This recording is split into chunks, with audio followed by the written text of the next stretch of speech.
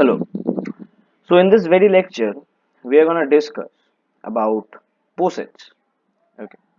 And actual our main motto of this lecture is to understand an introduction to real analysis. The introduction to real analysis basically includes several topics. For example, you have elementary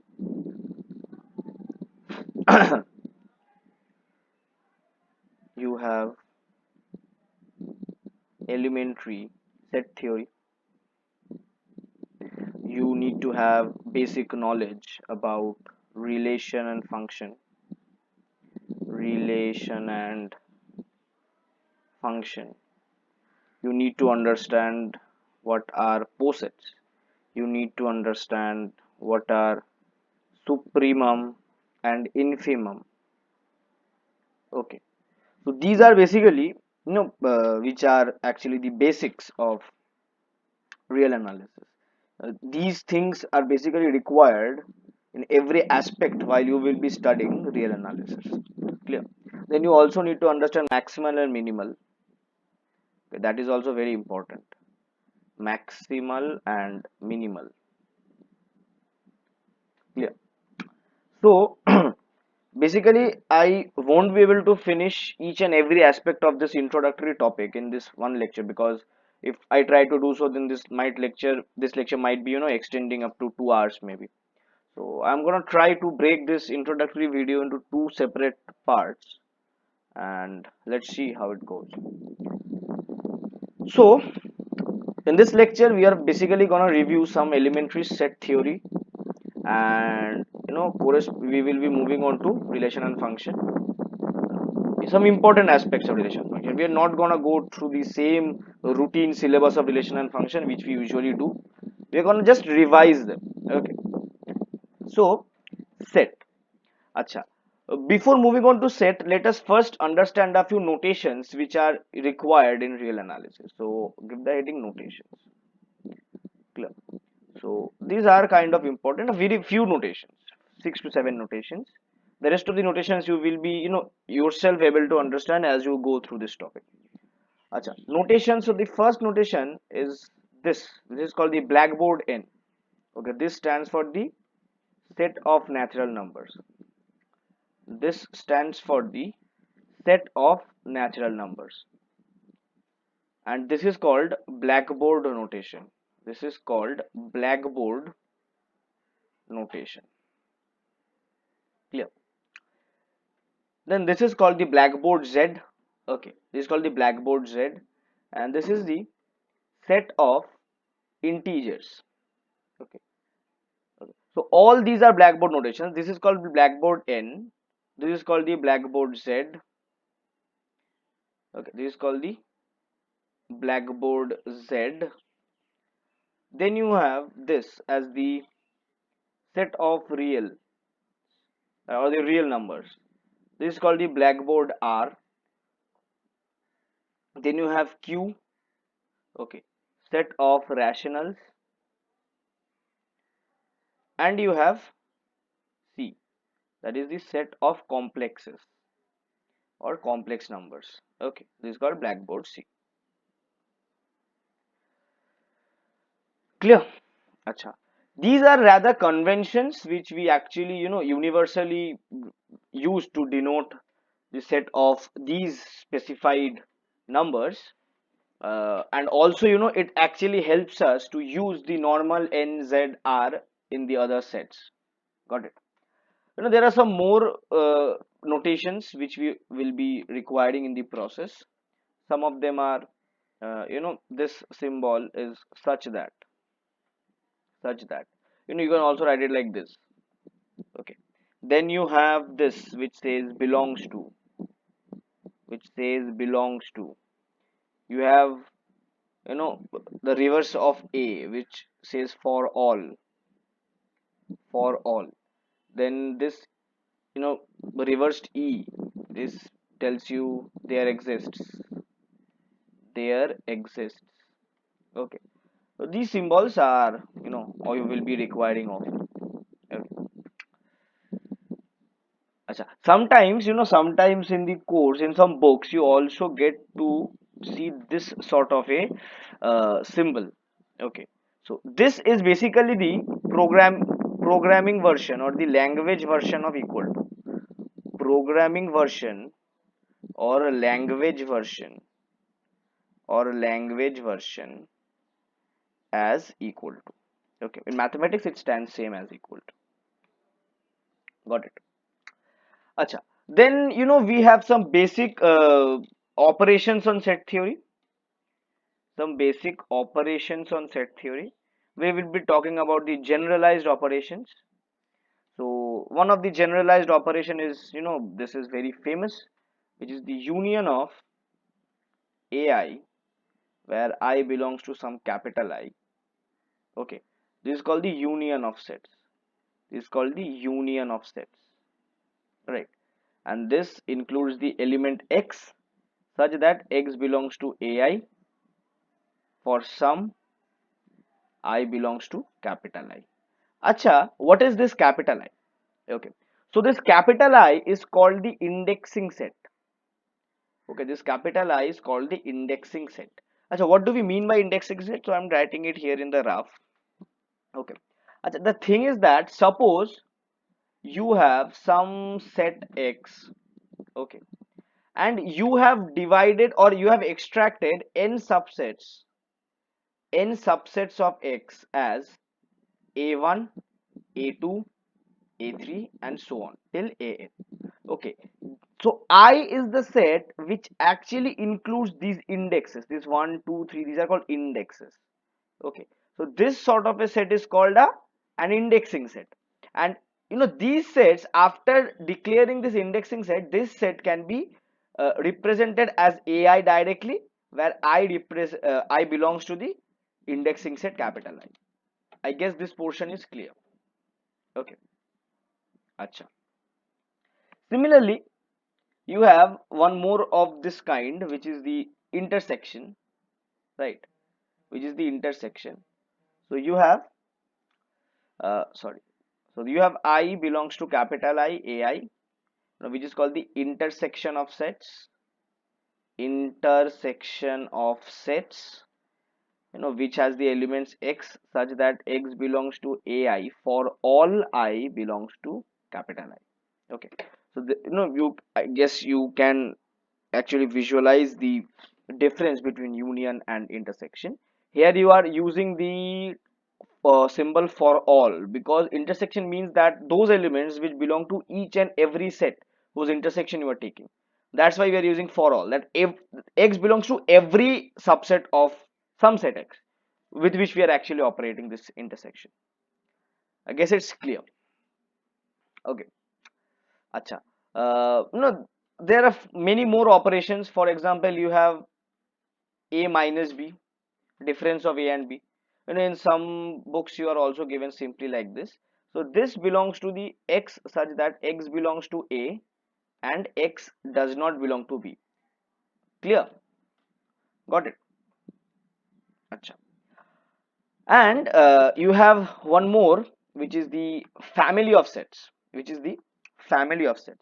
So if you have, for example, what we used here, that you have some set X, some non-empty set X, let's say, and you have n subsets of X for I belonging to the indexing set capital I. Okay, then if you declare a set F which contains subsets each of these subsets, clear, then this F is called the family of sets AI. Family of sets AI. For example, power set is a family of set. Acha, one more thing, it is not mandatory that family of set will always include subsets of some other set. Clear? I just use this as an example. You can contain any collection of arbitrary sets, okay, but okay, in some particular set, and that will be called a family of all those sets. Clear? So family of sets, in very simple terms, a set which has its elements as sets only, those particular those particular sets are called family of sets. But one thing to keep in mind, that what is the definition of set? So set is always telling you that it is a collection of well defined elements. Okay, so if you have a family of set F, if you have a family of set F and AI are the sets which are contained in F, then every such set which is contained in the family of set must be under some well defined condition. You cannot just arbitrarily put any collection, any number of sets without any definition inside a family of sets. Okay, you are always ruled by some well defined condition. I guess you this clear. So that's why, I use the example of subsets. Clear. So for example, if you have some x and you form the power set of x. So what is the power set of x? Collection of subsets of x. Okay. So this is also a family of sets. I guess the concept of family of sets is clear. Okay. Then you have different laws on sets, right? Different laws on sets. For example, you have the distributive law, you have the complement law. There are many more laws. We are not going to actually go, deepen in this particular topic. Just going through some revision. So we are only taking those topics which are important. For example, you have A union B intersection C. So this is A intersection C union B intersection C. This can be written like this. Clear? You can write this more generally. That is, if you have an union for I belongs to capital I AI and you intersect this with C, so you get union of I belongs to capital I AI intersecting C. Okay, got it. So this is same as this. Clear? That's generally written. Then you have something called the complement of a set. If you have this as the universal set and you find the difference of the universal set and some set A, okay, then this will be called a complement of A. A must surely be contained in this set, because that is why this is called the universal set. That is why only this is called the universal set. Clear? Then you have the more important portions called the De Morgan's law. Okay, you have the De Morgan's law. De Morgan's law. De Morgan's law. If you write it generally, you can write it like this: union small I belongs to capital I, AI whole complement gives you intersection of small I belongs to capital I, AI complement. Similarly, intersection of small I belongs to capital I, AI whole complement gives you union of small I belongs to capital I, AI complement. Write it like this. You can also relate this with the De Morgan's law you have learnt in your school level or your college level. Clear? Then you have something called the Cartesian product of sets. Right? You have something called the Cartesian product of sets. Cartesian product of sets. So what happens in Cartesian product? So A cross B is called the Cartesian product of A and B, which has the ordered pair AB such that small a belongs to capital A, small b belongs to capital B. This is called the Cartesian product of two sets. Okay. Then you have the terms relation, more generally defined as R, and you have something called the function, more generally defined as F. And R and F are basically subsets. Sorry, not belongs to subsets of A cross B. Okay. Acha. What actually are relation and function? So relations and functions, you would write it most often like this. Okay. So relations and functions are basically rules. Okay, they're basically rules that assign elements of A to that of B, Okay, so you have some particular rule, which assigns or which maps the elements of A to the elements of B. Functions are basically some special type of relation. Where acha, one more thing I must tell you, that this set whose elements are getting assigned or mapped is called the domain, and this set is called the codomain. Okay. Acha, what is the difference between a function and, so I just told that a function is basically a special type of relation. So this is because there is a slight difference between functions and relations. Relation is the relation. What is the definition of relation? A rule or basically a relation is a set of all ordered pairs, okay, of A and B, where A belongs to capital A, B belongs to capital A, which assigns one element of A to some element of B. Okay, but what happens in function is that one element or more than one element of A gets mapped to a unique element of B, gets mapped to a unique element of B. Okay, means if you have two sets like this, suppose this is 1 2 3, this is A B C, so you map 1 to A and you also map 1 to B. So this this sort of a mapping won't be a function, but it can be a relation. Okay, this sort of a mapping won't be a function, but this can be a relation. Okay, for mapping you can have multiple elements from A to get mapped to a single element of B. That can happen, that can obviously happen, but elements of A must get mapped to a unique element of B, a single element of B. Okay, this is the basic difference between function and relation. Moreover, every element of A must have an element to which it gets mapped in B. Okay, every element must have one uh, mapped image of itself. Okay, if you have fx, if you have a function f a to b and fx equals to, let's say, some y, so this y is called the image of x, this y is called the image of x, and x is called the pre-image of y, x is called the pre-image of y. Okay, so every pre-image must have an image, every pre-image must have an image, or rather I should tell it like that, every element of the domain must have an image, every element of the domain must have an image. But in case of relation, every element of the domain must not have an image, that is that this condition is not mandatory in case of relations. Okay, so this is kind of a slight difference between what is a relation and what is a function. Then you have different types of functions. Clear? Different types of functions. Achha, then you have something called the range. You have something called the range.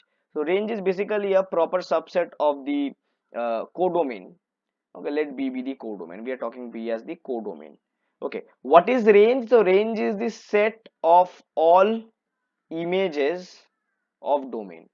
Okay, set of all images of the domain. So basically R belongs to the set fx such that x belongs to the domain.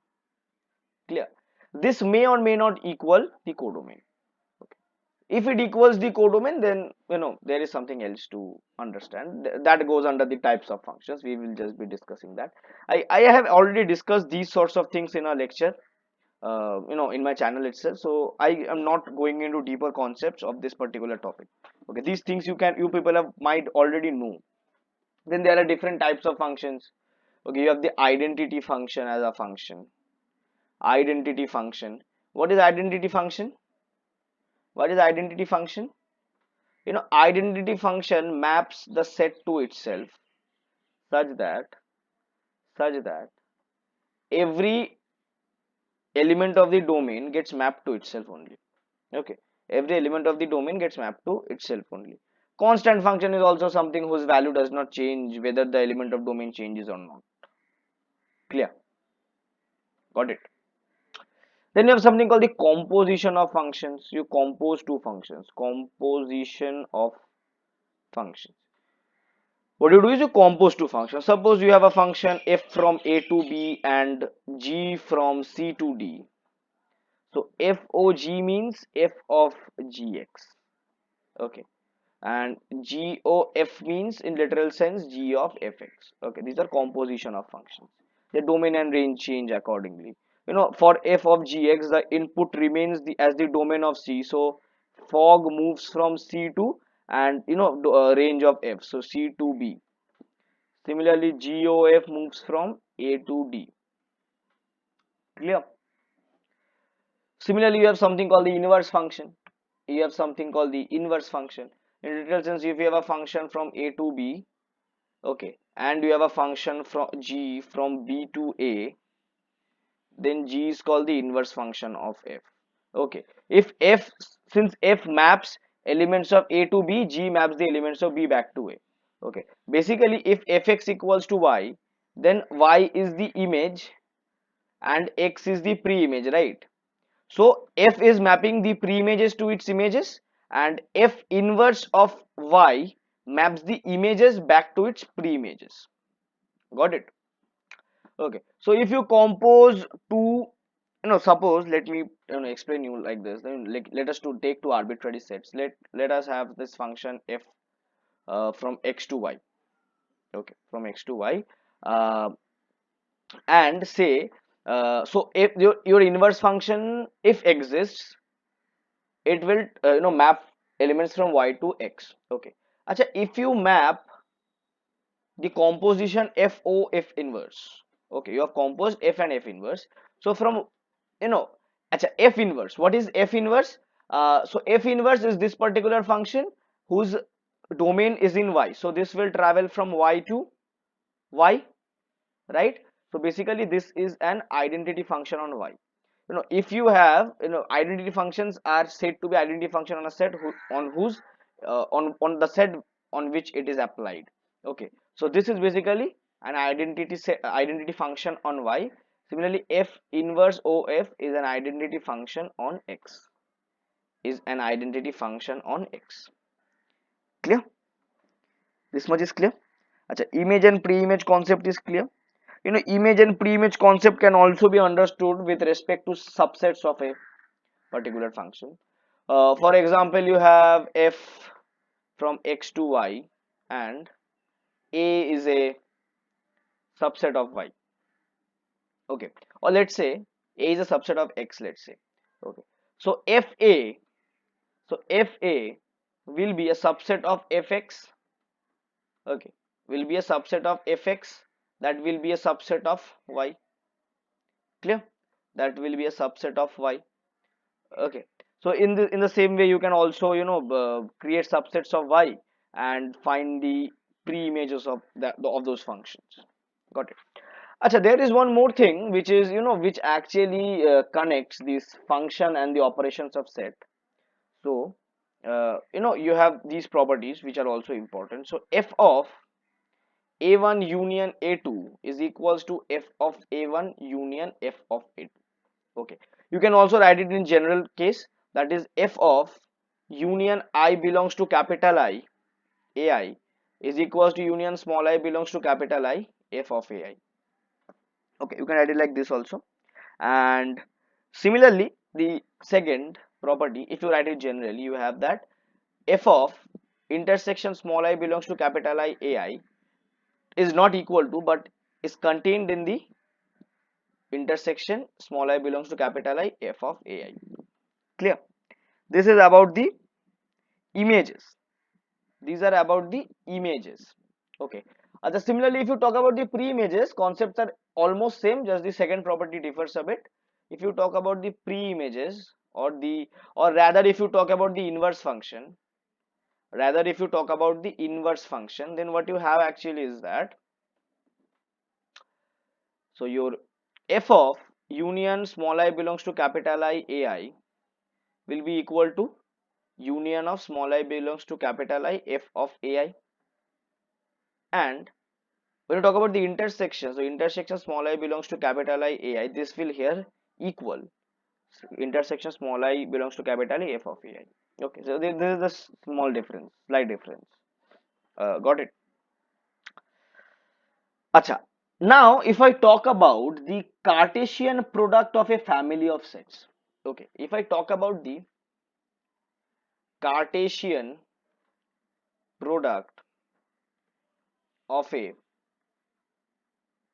family of sets. So to define this Cartesian product of a family of sets, we require something called the choice function. Okay. So basically, I'm telling you the definition. So this is represented like this. Okay. Pi, where small I belongs to capital I, ai. Okay. This actually indicates the Cartesian product of the family of sets ai. Okay. So this is basically equals to the image of the function which takes I to the union ai, such that f of I always belongs to the specific set ai for all I small I belongs to capital I. Okay, these sorts of functions are called choice functions. these sorts of functions are called choice functions. These sorts of functions are called choice functions. Clear? And this these choice functions are basically dependent upon an axiom called the axiom of choice. Okay, so axiom of choice is also kind of important, which says that given a family of sets, say ai, small I belongs to capital I, uh, where each set is non-empty, where ai is not equals to phi, small I belongs to capital, that is each set is non-empty. Okay, there exists a function called choice function. There exists a function called choice function such that f maps elements of I to the union of all the sets ai, such that fi belongs to ai for all I belongs to capital. Okay, so this image actually gives you the Cartesian product of the family of sets. Okay, acha, now what we need to understand is a very important topic, which is the concept of poset. Which is the concept of poset. Okay, and before entering poset, let us first discuss. Acha, we have already discussed the introductory portions of what is a relation. You people already know it. What is a relation? Clear? So let us directly start with the types of relation. Let us directly start. Wait a minute.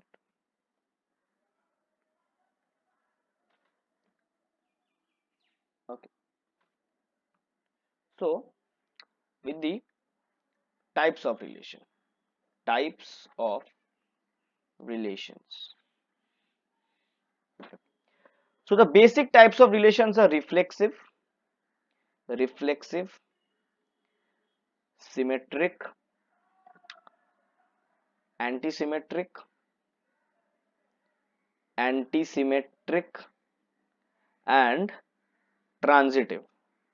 Okay. To understand this, first understand how relations are noted. Okay. So a relation, as already said, is a subset of A cross B, and for A belongs to capital A, B belongs to capital B, ARB, ARB implies some condition. Okay, so basically this symbol means that A is related to B. A is related to B. For example, we say ARB implies A divides B. Okay, so this means that A is related to B. A is related to B such that if A divides B, sorry, I mean if A is related to B, then A divides B. Then A divides B. Okay, so you can write it, also understand it like this, that if A divides B, okay, if A divides B, clear, if A divides B, then A and B are related to each other. Got it? These are the few terms which you need to understand.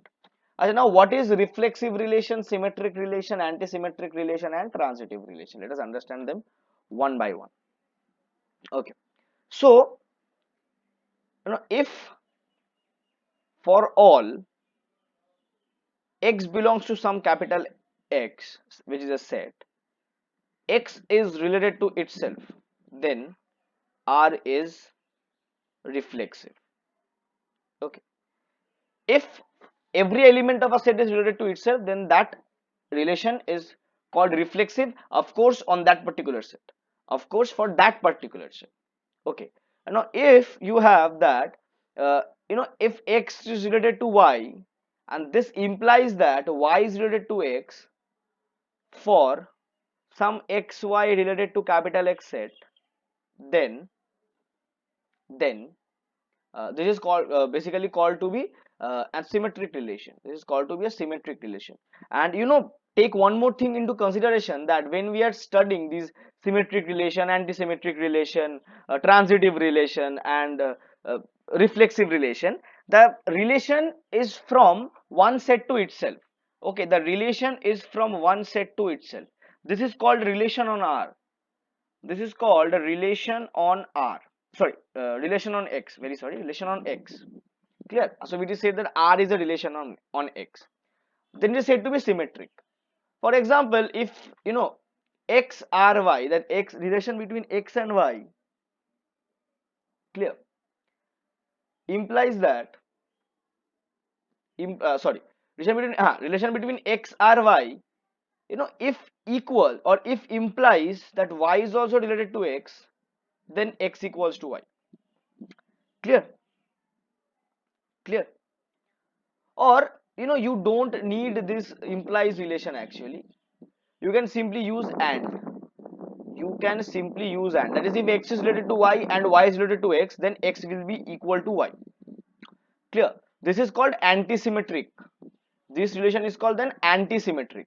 One more thing, guys, this is for the relation to be symmetric, antisymmetric, and so on. It is not mandatory that every element of that particular set will satisfy this condition. The concept of every element of the set comes only in case of reflexivity. In symmetric, in antisymmetric, and in transitive. In symmetry, acha, let's tell me what is transitive. So if X are Y and Y are Z, then X are Z.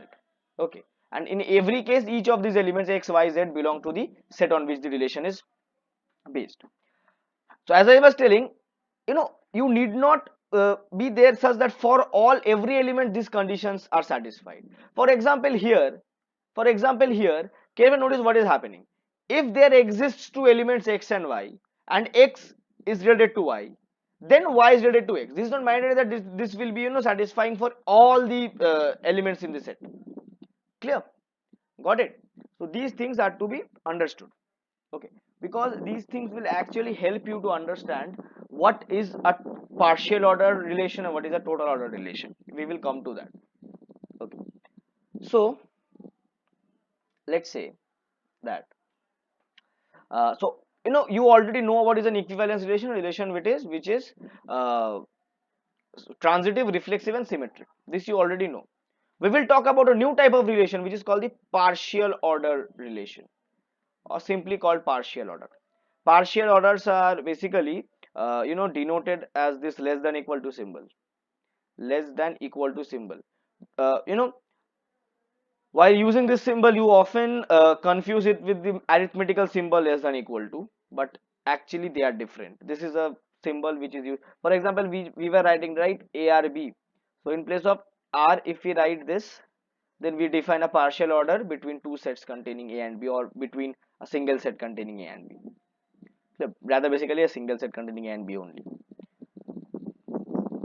I guess this portion is clear. Okay. Acha, when is a relation called partial order? If this is reflexive, okay, if this is antisymmetric, if this is antisymmetric, and if this is transitive, if this is transitive. Okay, so let us understand with an example. Let's see. So suppose we have an example. Let's say so let me think of an example. Acha, let us do this only. So AB belongs to the set capital X, and A is related to B if A divides B. A is related to B if A divides B. Clear?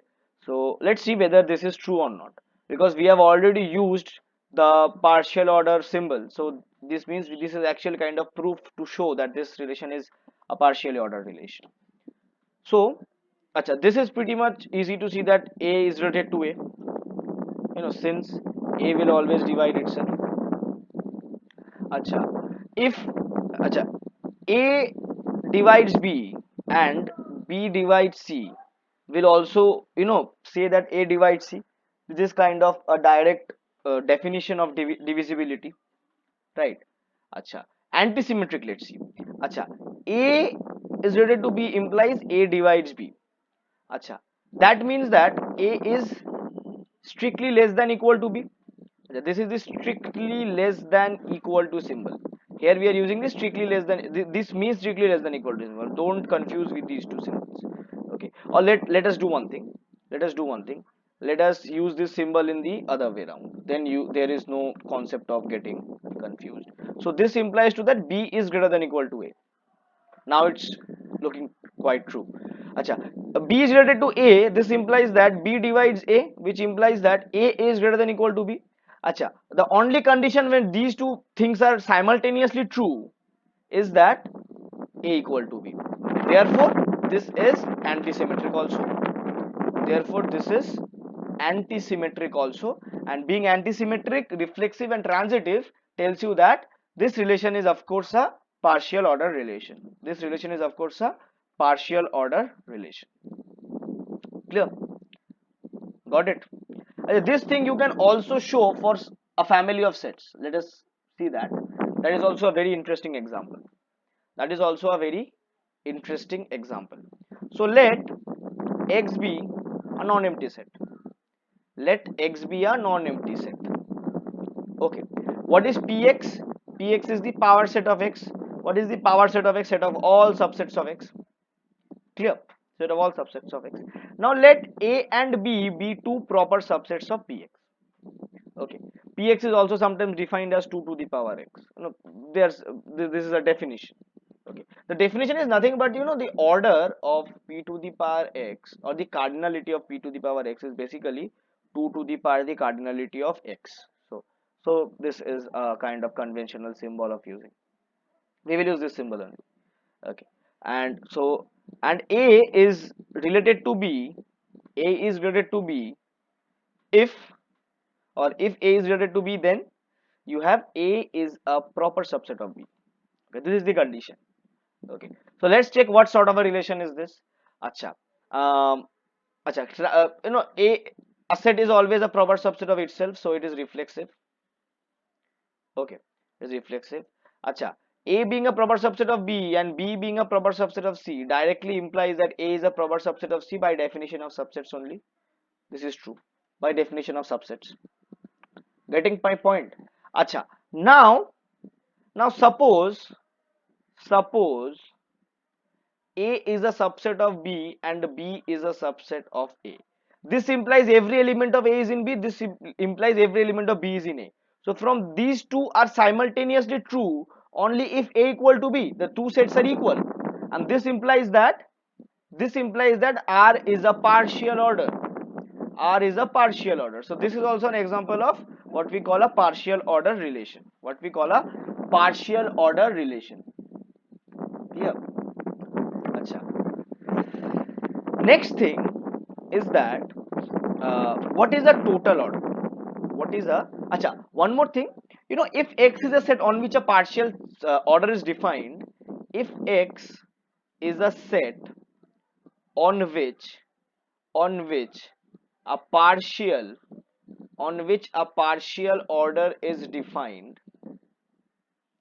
partial order is defined, that is, if there exists some R from X to X such that R is a partial order, then X is said to be a poset or a partially ordered set.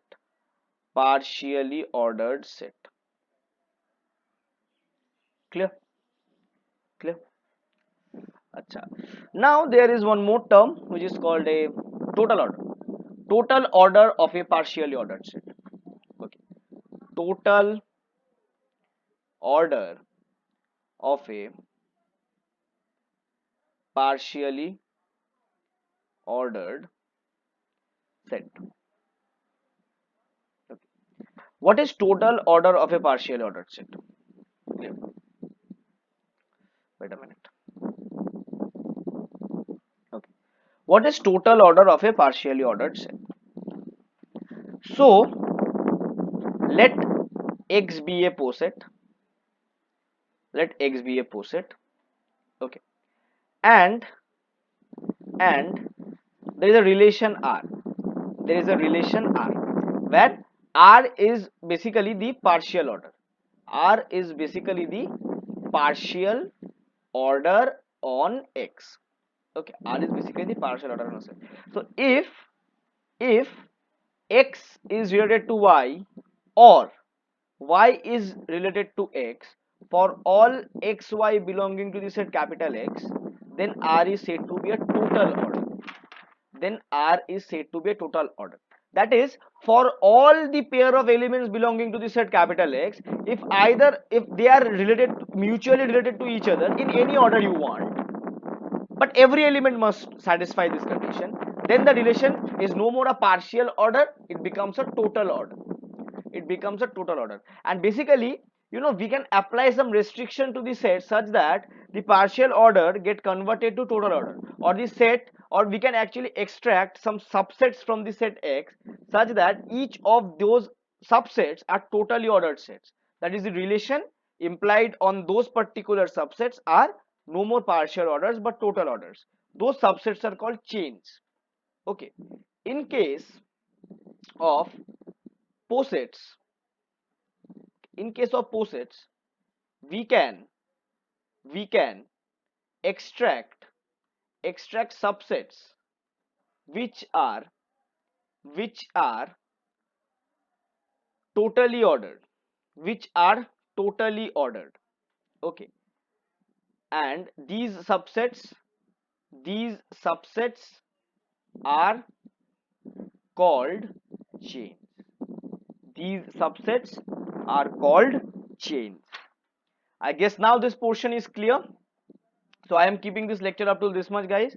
In the next lecture we will be talking about the finite and infinite sets, where we will be understanding what are the upper bounds, lower bounds, and what is the concept behind that, what is supremum, infimum, what is maximal, minimal.